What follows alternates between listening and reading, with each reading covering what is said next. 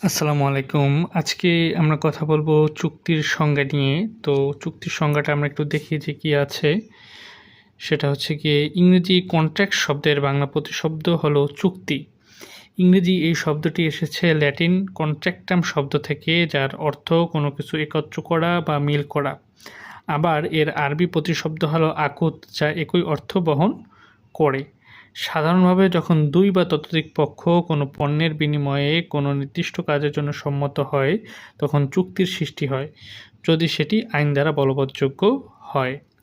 আমি এই অংশটুকু আবার রিপিট করছি। সেটা হচ্ছে সাধারণভাবে যখন দুই বা ততোধিক পক্ষ কোনো পণ্যের বিনিময়ে কোনো নির্দিষ্ট কাজের জন্য সম্মত হয়, তখন চুক্তির সৃষ্টি হয়, যদি সেটি আইন দ্বারা বলবৎযোগ্য হয়।